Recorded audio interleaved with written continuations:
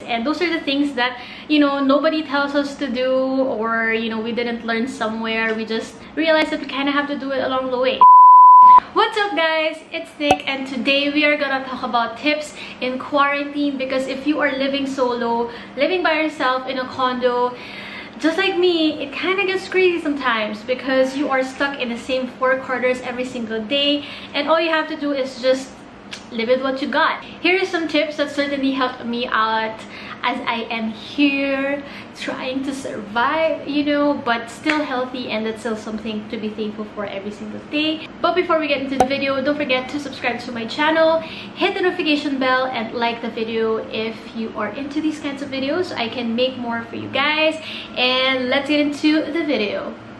So number one is, we know we need to disinfect the moment we get in every single piece of item that we have in our body. We need to take a bath right away. At the start of the quarantine, I was using this bleach thing concoction that everyone recommends, but guys, if you use it too much on your floors or in every single piece of item, especially if you do groceries, it doesn't smell good. If it lingers too long, it's just not inviting. At first I was doing that, but then I discovered this disinfectant that doesn't smell bad. So my first tip is that to survive this new normal where you basically have to disinfect every single thing, is that have a disinfectant that works and that smells good. I didn't know that there could be such a thing, but I found this disinfectant. It's called Ausan, and it's basically like a disinfectant solution that you dilute in water, and you basically have volumes and volumes of disinfectant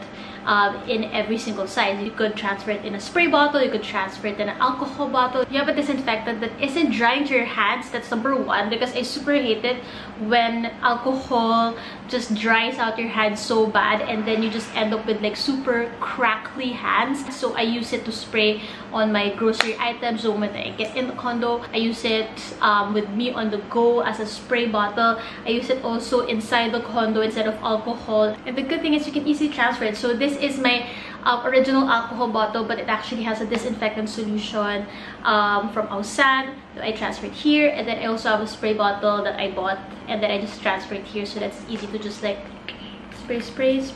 Might as well have a good disinfectant solution that is a pleasure to use, and that actually you can also spray this. And let's say you are dining out, you can spray your table. It's okay to be sprayed on top of the plates. It's not poisonous if it ends up on your food, so that's also a plus. So I'll leave it in the description down below if you guys are interested in purchasing this disinfectant solution, but I highly recommend. Second thing is having your own trolley, because why not? You're a strong independent woman who could carry anything literally. So at the start of quarantine, I was worried when I was by myself here because I didn't have like a car with me to like go grocery shopping. The convenience of being in a condo is that you can easily go to places, so I would usually just walk and get groceries and stuff like that. Now, you know, of course, if you're going to do like a lot of groceries, kind of heavy if you're going to walk back and forth and then carry your groceries with you like on your shoulders, and it's also bad for your shoulders if you do that a lot. So I discovered that having your own trolley, which can easily be bought in supermarket, so you could easily like have another eco bag, put it in your trolley, and then wrap it around. You basically have your own stroller for your grocery items. There was a time that I needed to do my groceries because I was really out of food, so I had to walk to the groceries, and good thing I had the trolley because it ended up raining. So imagine if I had so much groceries on my shoulders, I was holding an umbrella and it was raining so hard. Imagine how stressful that could have been, you know. So that kind of convenience that could be solved in just by one single thing. Look for it in SM, and I swear you will thank me when you go to the groceries later. Next tip is something that you won't immediately think of, but then here I am to serve as your reminder so you won't forget it. Do those chores you've been putting aside, the ones that have been in the back of your head, but you're like, I'll do it later, I'll do it eventually. But now guys, since we're mostly at home, working from home, you know, we're not as on the go as we used to be. This is the time that you could be working while chores are being done on the side. So for example, grease trap. one of the most forgettable things that I really put aside, but I really need to do that because or else your sink is going to be clogged and then it's going to smell bad. For those who don't know what grease trap is, it's basically the one under your sink that catches all of the grease from you washing your dishes, or like certain like oil or food would just get trapped in there. You need to regularly get that cleaned.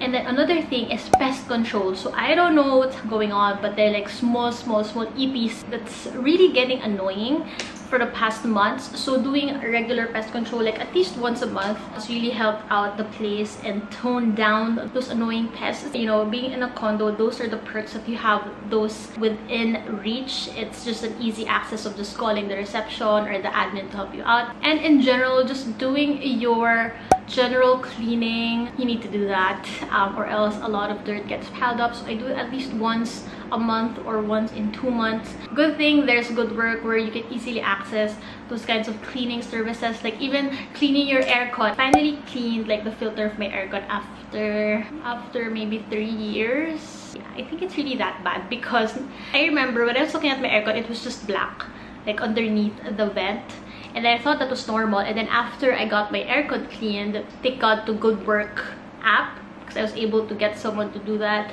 After that, I could see through the vent. I was like, oh, I didn't know you could actually see through that.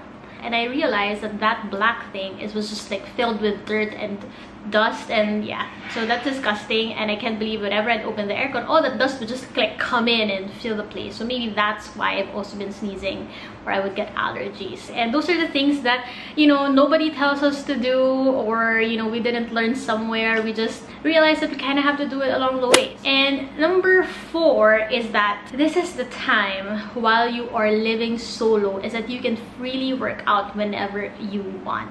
Guys, you don't need a gym to work out. Obviously, probably in some of your condos, the gyms are not open yet, or there's very restricted access. You just tell yourself like, oh, you know, the gym is not accessible, so what am I gonna do? Like, I can't work out. Like, you kind of make those excuses. But what I realized is if you are living solo, you have this whole place for yourself. You won't get embarrassed if like someone else sees you doing some squats or doing some dance workouts. Like, you do you, like do whatever you want as long as you are moving. If you have a TV, or maybe you have a laptop, play some YouTube videos or something. It is something that your mental health really needs, to just keep moving and keep your body flowing. I need to stretch, I need to sweat. I feel like if my body is sluggish, everything around me or everything I need to do, I kind of feel lazy about it as well. So it really sets up like that positive attitude, that positive mental state